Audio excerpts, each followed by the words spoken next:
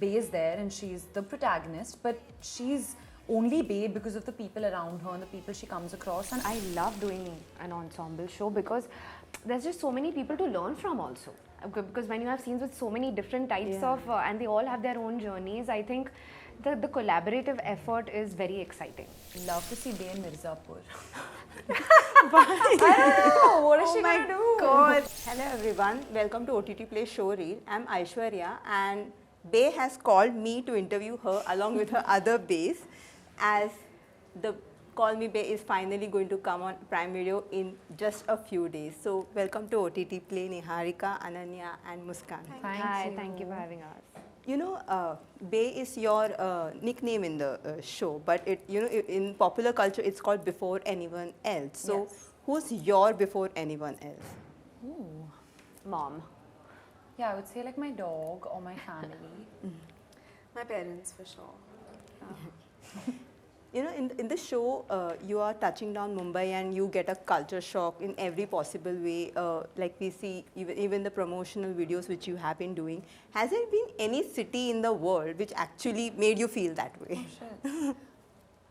Good question. A culture shock? Yeah, culture shock or something like how you reacted, how your character reacts to Mumbai. Have you ever reacted in not exactly similar, but in some or the other way? All three of you, if you could think of. When I went to Singapore, my mind was blown. Yeah. First of all, like their airport only, you have like ponds made and there are like so many things. And then you go to the city and it's so well planned. And like all the trees they have, like you wonder why are all the trees in one line, and then you realize that they've actually grown somewhere else and they have planted them there in a line. And then they have an entire flower dome where they've got different biodiversities from across the world. So Singapore is quite a crazy place, and I did have a culture shock. I mean, if you go from India, which is so like disorganized and constantly in disarray, and you go to Singapore, it's just like, what is going on? I think in Africa, when I went to Masai Mara, seeing the people there, they're just so happy. They're all just happy. They have no ulterior motive. They're just happy with what they have, that they're alive, that they're present, that the sun is shining, that they have food to eat. So just to be blessed and grateful every day, that was a good attitude I felt from the people in Masai Mara. Yeah. I think the first time when I went to Switzerland, I was quite shocked because of the quality of everything and just how everything was slow and everything was beautiful, and everyone, like it was just a different space. and just like I would love like buying the pav every day and the butter and just like cheese and the chocolate and like just these basic things, and I was just like, wow, I can live on this like on a daily basis. And the air. And just all of it. Just all of it. It's so picturesque, and that happened to me in Kashmir also. Yeah. Just like, yeah. So, Call Me Bae, it's a show about you. You're headlining it, but you know, when you, and that too, it's a series format. What was the thought process? Like, why did you choose this as your series debut per se? Because I mean, your previous OTT outings, it was different. Like even the genre, it was like you are playing a very younger character, but it had a lot of intensity. So, was this kind of a relief that in a long format you're actually, you know, having a breezy, but eventually people will know like the deeper inside thing, but the colorfulness is different. Yeah. I think actually, contrary to what you said, what was the best part of the show for me was that it's not only about Bae, you know. Bae is there and she's the protagonist, but she's only Bae because of the people around her and the people she comes across. And I really like the roundness of every character. Like every character is the way they are because of some reason, which you will find out, and it's very tough. I've not seen it so often, but every character has an arc. They have like a journey. They start from somewhere and they end somewhere, and everything gets tied so beautifully, you know. There's no like messy endings. Everything is actually really brought to a very lovely conclusion, and there's just beautiful arcs. So I think my favorite part was all the characters and the quirks that they have. But definitely for me, this felt like something fun and happy and breezy, not just for me to act in, but I think for people in general to watch, because a lot of the content out there right now is dark and it's more serious, which is also amazing, and I love watching that kind of stuff. But I think it's also nice to balance it out and have something like chill and fun that you can just happily watch and not have to like think too much. And like on your previous Prime Video series, it was Patal, where you played a journalist. Here also, you are playing a journalist. Of course, the settings are quite different, but like in terms of stark and tone. But what is it about the profession, like now that you've played it twice, that you find intriguing in different storylines? Why don't you ask the casting directors? Yeah, but This is what a it question is, for them. yeah. What did I find intriguing? Yeah. I feel like it's the entire world. As you so beautifully put it, normally the first question people ask, oh, you're playing the journalist again, and why? But you understand that it's completely different settings, and I feel like when people watch the entire show, they'll realize that Tamara's character's identity is not, being a journalist is not front and center to her identity. There's tons of other things that she's exploring in the show, which was actually very exciting for me. And also to be in an ensemble show like this, which is so fun, and it's a comedy and it's got mystery in it, it's got a lot in it. So I didn't want to let go of such an opportunity, you know? Of course.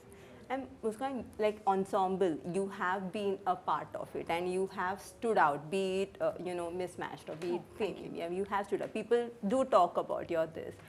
But what is it about that, like, the collective effort, what is it about that working with so many people that, excites you so much that, like, but in OTT, that's where it stands out. Like every character, apart, not just the lead, every character is given an opportunity, or they have a storyline of their own. So, is that something which you find it challenging, or you find it like you love to be in that spot? No, I love doing an ensemble show because there's just so many people to learn from also. Because when you have scenes with so many different types of, and they all have their own journeys, I think the collaborative effort is very exciting. I don't look at it as a, oh my God, the spotlight is not on me and not on this person. And it's the story that becomes the kind of spotlight. And we have so many people to just like, and it becomes like a family. That's the most fun part of it. Like, that's what I enjoy. And when you're standing out like that, why would you worry? But yeah, I mean, we all like enjoy together, and we, like how it's happened on our show, we've all helped each other grow, and that's a lot of fun. But talking about, Call Me Bae, even at the trailer launch, Karan Joss said that like Bae might be Rohit Raichand and Poo's, child and everything. But given your characters, all three of you, if you would like to be do a crossover with any of the movies or series per se that you excited, where would you see your character in any other film or something? I would love to see Bae in Mirzapur. I don't know. What is she gonna do? God, that's hilarious. Yeah, like Bae trying to like shoot a gun and like become like the Dawn or something. I would love for Tamara to cross over to Italy, Yeah, sure. cross over to Ripley because it's just it's shot so beautifully. You just it's wanna like go to cinema, Italy. and I want to go to Italy again and just like eat all of that khana and watch Caravaggio. Yeah. Yeah. I can't think of any show. I don't know, I've forgotten shows all of a sudden. What about Saira and Mismatched? No. She'd fit I want though. some like Yeah, stark, something like- a different. Then Mirzapur is unexpected. Yeah, that is a good one. I don't know, I can't remember. I can't remember. What's Sena? I'm thinking I can't like all give Like, all I can't these remember shows only all of a sudden.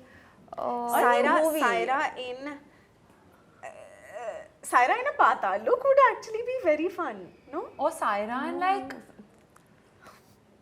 I feel like Saira in like a silent film Yeah, would be something really funny. very Like a Therav. but like a silent film where like you are just like Like back in the day. Yeah, like in a black and white era. film. That would be Raja great. Harishchandra. I think she would just fit Saira right and in. Pyasa. Oh.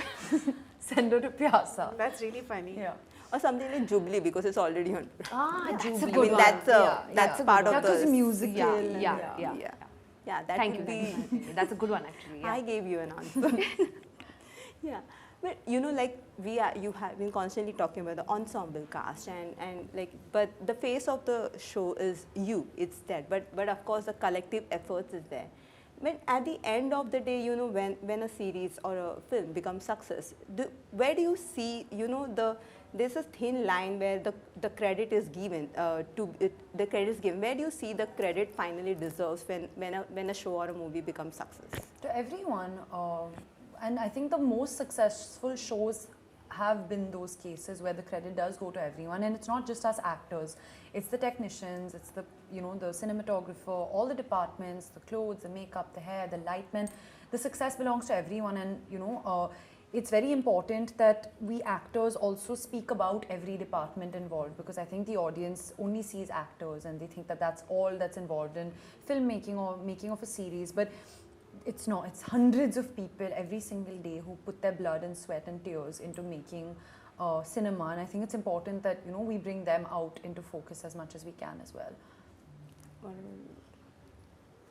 Sorry, can you What repeat is the your question? question? Yeah. Where do you think the credit goes at the end of the day? End of the day, when it becomes a I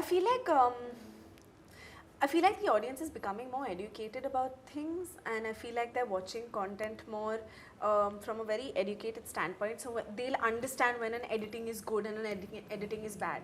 They'll understand if a show has been shot really well, if it's shot really badly. So I feel like now they've been able to dissect what works in a film and what doesn't work in a film. And so when a show does well, I feel like I agree with Ananya when she says that they understand that, oh, everything came together to make this world come alive, and everything goes hand in hand.